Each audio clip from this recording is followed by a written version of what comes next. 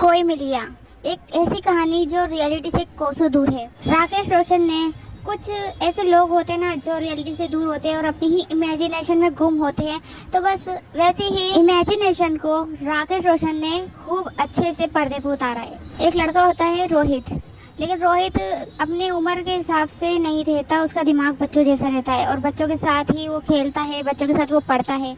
तभी रोहित की लाइफ में एक एलियन आता है जो उसकी हेल्प करता है। वो अपने साथियों के साथ आता है तारों की दुनिया से, लेकिन वो यहीं पर रह जाता है गलती से और रोहित को वो मिल जाता है। रोहित की गर्लफ्रेंड निशा उसे पुलिस के हवाले करने के बजाय घर पे ले आती है और दोनों उसे घर पे छुपा के रखते हैं।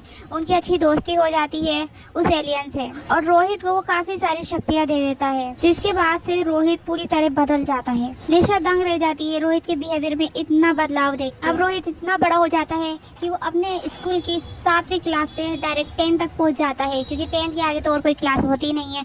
उसके अलावा रोहित डांस करने लगता है, रोहित बास्केटबॉल खेलने लगता है, फाइट करने लगता है, यहाँ तक कि अपनी गर्लफ्रेंड निशा के लायक भी हो जाता है और गाने गाने लगता है। लेकिन उस एलियन का पता पुलिस को चल जाता है। पहले से पुलिस को शक रहता है कि यहाँ कोई एक एलियन तो रह गया है।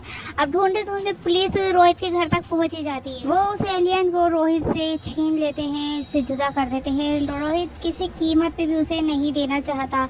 उसकी माँ उसे कह दी अगर इसे बचाना चाहते हो तो इसे अपने घर पहुँचा दो। रोहित को अपनी माँ की बात सही लगती है, लेकिन उसे बहुत दुख भी होता है कि उसका ये सच्चा दोस्त जो उसकी इतनी मदद कर रहा था वो उससे जुदा हो जाएगा। पर रोहित अपने बारे में ना सोच के उसकी हिफाजत के बारे में सोचता है और उसे अपने घर पहुंचाने की कोशिश करता है। रोहित को ये भी पता होता है कि वो अगर उसे घर पहुंचा देगा तो रोहित को जो उसने शक्तियाँ दी है वो भी चली जाएंगी। लेकिन रोहित इस बात की परवाह नहीं करता, उसे सिर्फ अपने दोस्त को बचाना है, उसकी मदद करनी है। रोहित अपने फादर के कंप्यूटर की मदद से तारों की दुनिया में जो लोग रहते हैं उनसे कांटेक्ट करता है, क्योंकि उसके फादर एक साइंटिस्ट होते हैं और उन्होंने ही सबसे पहले एलियंस जो तारों की दुनिया में रहते हैं उनसे कांटेक्ट किया था अपने कंप्यूटर के जरिए।